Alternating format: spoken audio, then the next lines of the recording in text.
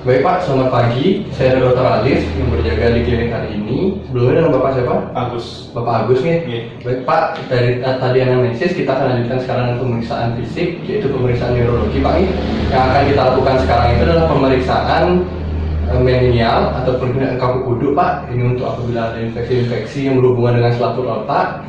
Yaitu pemeriksaan nervus 7 atau pemeriksaan saraf yang ada di kranial Pak ya, yang ada di leher yang saraf otak itu Pak. Ada dua nanti, yang ke-7 dan yang ke-12. Setelah itu kita juga akan melakukan pemeriksaan refleks, dan juga kita akan lakukan pemeriksaan nyeri Pak, nyeri yang ada di pinggang, dan yang terakhir kita akan lakukan pemeriksaan klonus. Ya.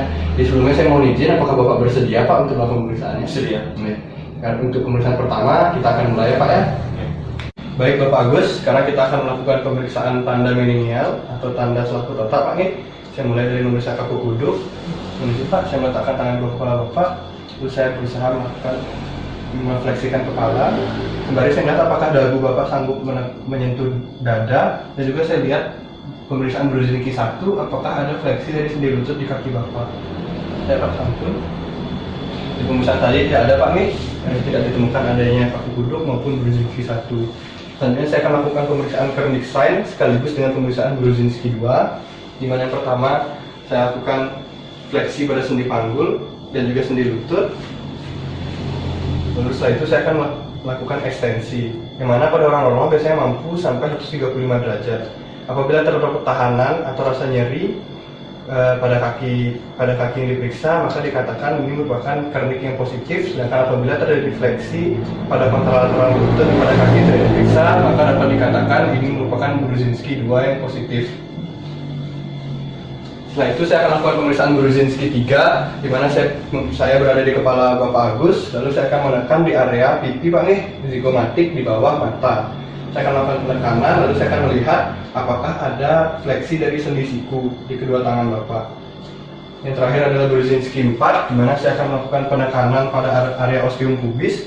Dan juga saya melihat di area kaki Bapak apakah ada fleksi lutut atau tidak, yang apabila ada dinyatakan positif. Selanjutnya saya akan melakukan pemeriksaan Guillain, di mana pemeriksaan ini adalah dengan cara melakukan jepitan pada quadriceps femoris atau jepitan ini. Lalu kita lihat kaki kontralateralnya apakah ada fleksi lutut atau tidak pada kaki kontralateral. Selanjutnya akan dilakukan pemeriksaan fenomena ibu jari Edelman, di mana saya akan melakukan fleksi pada sendi panggul dengan sendi lutut yang tetap ekstensi. Lalu saya lihat apakah terdapat ekstensi dari ibu jari atau tidak.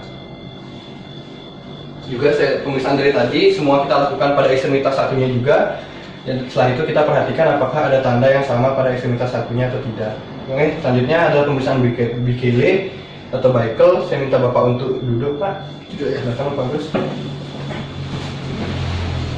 Pemeriksaan Bickel ini dimulai dengan menekuk siku 90 derajat seperti ini Pak. Lalu melakukan abduksi seperti ini Pak. Lalu melakukan internal rotasi. Yang setelah itu saya akan melakukan ekstensi pada sendi sikunya secara pasif, dan saya lihat apakah ada tahanan atau rasa nyeri atau tidak yang dirasakan oleh Bapak Agus. Saya juga lakukan itu pada tangan satunya. Baik Pak, pemeriksaan untuk pemeriksaan ke selaput otaknya sudah selesai, pada selaput otak sudah selesai, pada Bapak tidak ditemukan adanya suatu kelainan selaput otak. Selanjutnya saya mohon izin untuk melakukan pemeriksaan selanjutnya Pak. Baik Bapak Agus, sekarang kita akan lanjutkan pemeriksaan, yaitu pemeriksaan nervus 7, nervus facialis untuk otot wajah, dan juga nervus 12 atau nervus hypoglosus untuk otot lidah. Pertama, untuk nervus 7 atau nervus facialis untuk otot wajah, kita akan melakukan pemeriksaan motorik, sensorik, dan otonom untuk sekresi kelenjar lidah. Untuk pemeriksaan motorik, pertama saya inspeksi terlebih dahulu wajah Bapak pada saat beristirahat. Saya perhatikan apakah ada lateralisasi atau sindrom mencong kanan atau mencong kiri, yang pada inspeksi ini saya tidak temukan. Terus saya akan meminta Bapak untuk melakukan beberapa gerakan. Yang pertama saya minta Bapak untuk menaikkan alis, mengeringkan dahi, menutup mata sekuat-kuatnya, lalu mencucu, dan meringis. Dimana pada pemeriksaan ini saya tidak dapatkan adanya lateralisasi atau kontraksi yang berbeda antara bagian kanan wajah dan bagian kiri wajah, yang artinya dalam batas normal saya simetris. Terus saya akan melakukan pemeriksaan refleks. Yang pertama saya akan pemeriksaan refleks atau Chopstick sign. Saya mengetok di bagian zigomatik, dan saya melihat apakah ada spasme dari otot wajah ipsilateralnya. Lalu saya memeriksa apakah refleks glabella dengan mengetuk bagian glabella, dan saya melihat apakah ada kedipan involunter yang terjadi secara terus-menerus. Yang saya temukan tidak ada.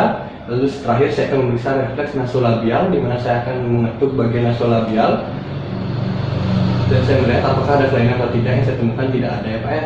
Selanjutnya itu tadi pemeriksaan motorik, selanjutnya ada pemeriksaan sensorik, di mana di sini memeriksa bagian 2 dari 3 bagian terdepan dari lidah. Yang di sana ada saraf pengecap untuk manis, asin, dan asam. Nanti kita persiapkan bahannya terlebih dahulu, lalu kita akan melakukan pemeriksaannya ya Pak ya. Selanjutnya itu pemeriksaan saraf otonom untuk keluaran dari kelenjar ludah. Nanti saya periksa dengan menggunakan kertas lakmus apakah ada kelenjar ludah yang berlebihan dan juga atau kekurangan ya Pak ya. Selanjutnya itu tadi untuk nervus 7, lalu kita akan melakukan pemeriksaan untuk nervus 12, yaitu untuk otot lidah, di mana saya akan meminta Bapak untuk membuka mulut terlebih dahulu Pak. Kemudian Pak, saya akan melihat lidah secara istirahat terlebih dahulu, apakah terdapat atrofi, apakah terdapat tremor, atau ada pasikulasi. Yang saya temukan tidak ada. Terus saya akan meminta Bapak untuk menjulurkan lidahnya keluar, Pak. Terus saya perhatikan bagaimana kontraksi otot lidahnya, apakah terdapat lateralisasi antara kanan dan kiri atau tidak. Yang saya temukan tidak ada. Kita akan melakukan refleks patologis, yaitu refleks Babinski dan juga refleks Mendel-Bektru dan Russulimo ya Pak ya. Jadi mulai dari Babinski, lalu refleks Cadok, lalu refleks Murah, lalu Oppenheim, lalu Gordon, lalu Schaeffer, Stransky, Gonda, Bing, Mendel-Bektru, dan Russulimo. Saya lakukan itu pada kedua kaki. Pada pemeriksaan refleks Babinski, dari Babinski hingga Bing, saya lihat apakah ada reaksi, yaitu dorsofleksi dari ibu jari dan pemekaran dari jari-jari lainnya. Sedangkan pada Mendel-Bektru dan Russulimo, saya lihat kebalikannya, apakah ada gerakan mencengkram dari jari-jari kaki ya Pak ya. Saya lakukan itu pada pemeriksaan kaki satunya juga ya Pak ya. Baik Bapak Agus, sekarang kita akan lakukan pemeriksaan untuk adanya nyeri radikular yang Bapak rasakan Pak ya, atau ini namanya tanda iskialgia Pak ya. Kita akan lakukan dengan Bapak Agus. Pertama posisi duduk. Yang pertama saya akan lakukan inspeksi. Saya akan lihat tulang belakang Bapak Agus gimana posisinya, apakah ada lekukan-lekukan atau adanya hilang pada lordosis lumbar Bapak Agus ya Pak ya.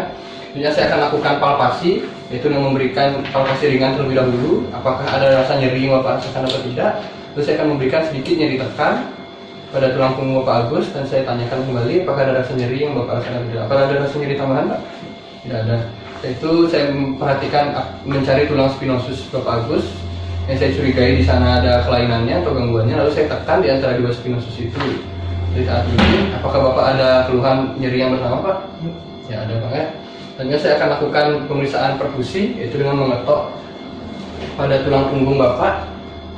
Dan saya menanyakan ke Pak Agus apakah ada nyeri yang bertambah Pak? Tidak ada Pak ya.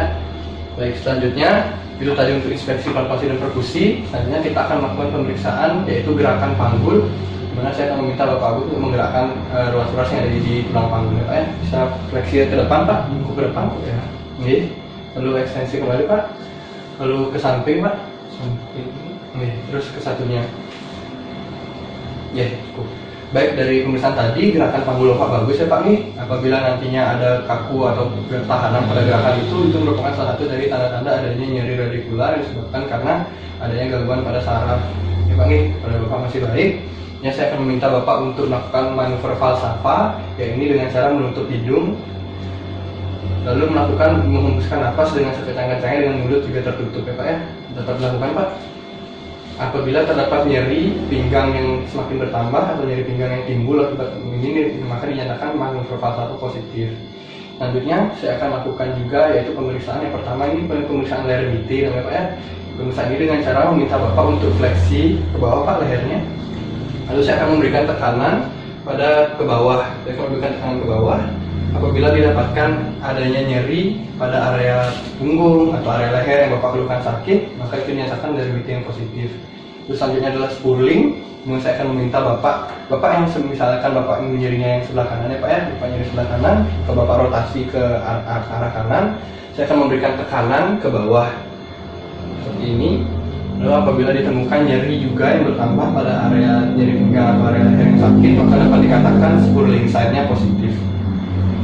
Selanjutnya Bapak bisa berbaring Pak. Kita akan lanjutkan dengan pemeriksaan untuk nyeri radikular yang ada pada pinggang.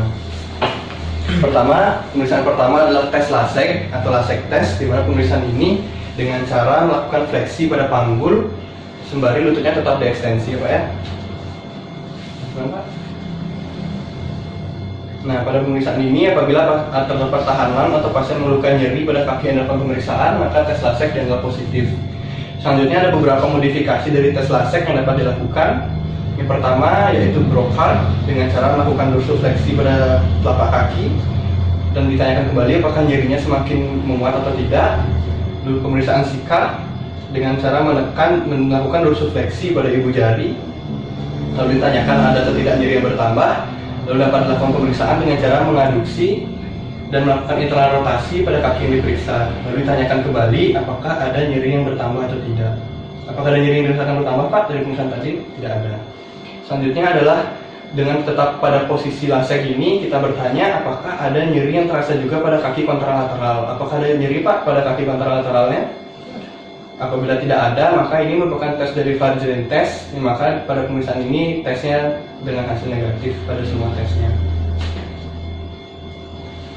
Lalu selanjutnya kita dapat melakukan juga tes dengan melakukan tes Patrick, yaitu dengan melakukan fleksi pada sendi panggul, melakukan fleksi pada sendi lutut, dan melakukan eksternal rotasi keluar seperti ini. Lalu kita dapat melakukan tekanan pada area lutut, yang apabila pada pasien ini didapatkan adanya nyeri, maka ini merupakan kelainan pada sendi panggulnya, bukan pada sarafnya.